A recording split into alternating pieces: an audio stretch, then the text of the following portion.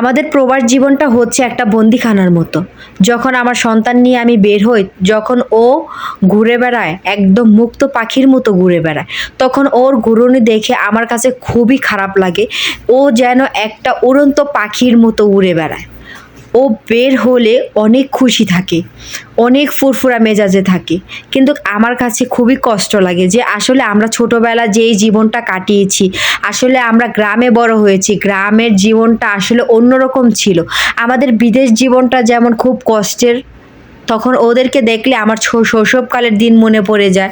আমার ছোটোবেলার দিনগুলো খুবই মিস করি যে আমরা কিন্তু এরকমভাবে বড় হইনি। আমরা যেমন চাচাতো ভাই বোন থাকতো, জ্যাঠাতো ভাই বোন থাকতো, আমরা তাদের সাথে ছোটোর থেকে বড় হয়েছি। কিন্তু আমার সন্তানেরা একটা বন্দিখানার মতো বড় হচ্ছে। আসলে বিদেশটা হচ্ছে একটা বন্দিখানার মতোই। আমরা চাইলেও কোথাও মন খুলে ঘুরতে পারি না। আসলে এখানে যখন আইমান বাবু ঘুরে বা আইমান বাবুকে নিয়ে বের হই, তখন আমার কাছে বুকটা যেন চিনচিন করে যে আসলে আমার সন্তান বড় হলে বলবে, মা আমরা কিরকমভাবে বড় হয়েছি, আমরা তো একটা বন্দিখানায় ছিলাম। আসলে এইগুলো ভাবলে না খুবই খারাপ লাগে। তো অনেক দিন পর হচ্ছে অলায়ে গিয়েছিলাম। এটা হচ্ছে সৌদি আরবের ফেমাস একটা জায়গা, এটা সবাই চিনে। এটা হচ্ছে লাইব্রেরি। তো এই লাইব্রেরিতে বৃহস্পতিবার শুক্রবারে প্রচণ্ড মানুষ থাকে। আসলে আজকে কোনো মানুষই ছিল না, সেটা তখন ছিল 12টা বেজে গেছে। তো এখানে কোনো মানুষই ছিল না। তো হচ্ছে ওরা খেলা করছে, একদম ফাঁকা ছিল মাঠটা। তো হচ্ছে খেলা করছে, এখানে আমিও ঘুরে ঘুরে ওদের সাথে সময় কাটাচ্ছি। আসলে একা একা কোনো কিছুই যেন ভালো লাগে না। লাইব্রেরির সামনে আগে যখন বাবি ছিল, মিগদার ছিল, তাদেরকে খুবই মিস করতেছিলাম। আসলে তারা যখন ছিল তখন চোখের সামনে ভাসতেছিল মিগদাত এভাবে খেলা করছে, সাইকেল চালাচ্ছে, অনেক মিস করতেছিলাম। আসলে একা একা বিদেশে থাকাটা খুব কষ্ট। না কোনো বাঙালির দেখা পাই, না কোনো বাঙালির সাথে থাকি, আসলে অনেক কষ্ট লাগে। এখানে হচ্ছে খেজুর ধরে আছে, অনেক খেজুর, কিন্তু খাওয়ার মানুষ নাই। নিচে অনেকগুলো খেজুর পড়ে আছে, প্রত্যেকটা গাছে খেজুর ধরেছে, একদম ঝোপ ঝোপ করে খেজুর এসেছে, একদম ভরপুর খেজুর।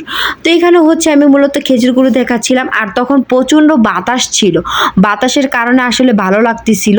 এই জায়গাটা ভীষণ সুন্দর, অনেক সুন্দর জায়গাটা। লাইব্রেরির সামনে এখানে মানে মানুষ আড্ডা দেয়। তো এখানে হচ্ছে খুব সুন্দর একটা জায়গা।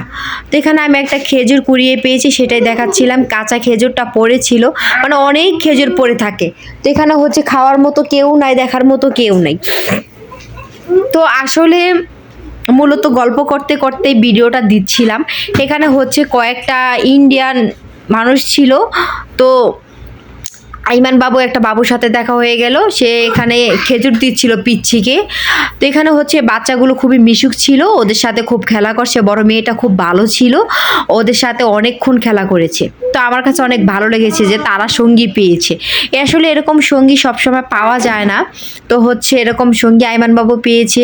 আইমান বাবু অনেক খেলা করতেছিল। আর এখানে দেখো কত বাতাস ছিল, মানে সৌদি আরবে গরমের সময় এত পরিমাণের গরম থাকে, বাতাসটা পর্যন্ত গরম আসে। কিন্তু ওদিন জানি না কেন যেন একদম ঠান্ডা একটা বাতাস আসতেছিল।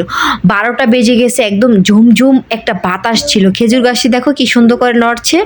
আসলে তখন অনেক ভালো লাগতেছিল। এই দেখো কত খেজুর এখানে পড়ে আছে। তো এখানে হচ্ছে আইমান বাবু ওদের সাথে খেলা করছে, ওরাও আইমান বাবুর সাথে খেলা করছে, দৌড়াচ্ছে।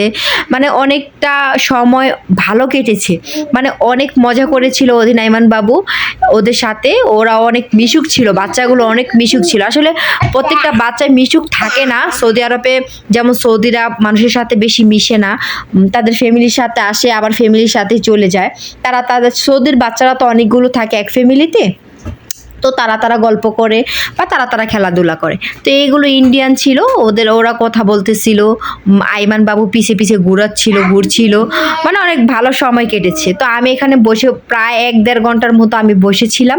বসে বসে তাদের খেলা দেখছি, আর আমার ছোটোবেলার কথাগুলো খুবই মনে পড়ছে যে আসলে আমার জীবনটা অন্যরকমভাবে কেটেছে, আমার সন্তানের জীবনগুলো অন্যভাবে কাটেছে। কারণ আমরা গ্রামে বড় হয়েছি, গ্রামের মানুষ হচ্ছে স্বাধীন জীবনের মতো বসবাস করতে পারে।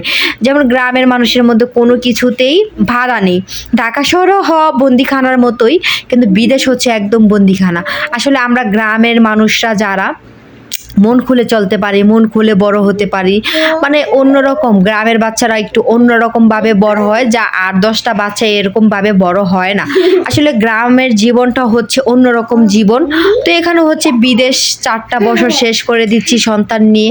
আসলে বন্দিখানার মধ্যে থাকতে থাকতে যেন মনটা অনেক ছটফট করে, মনটা অনেক খারাপ লাগে। মাঝে মাঝে মন চায় যে ছুটে যায় বাংলাদেশ, কিন্তু পরিস্থিতির কারণে বিদেশে থাকতে হয় বা হাজবেন্ডের সাথে থাকতে হয়।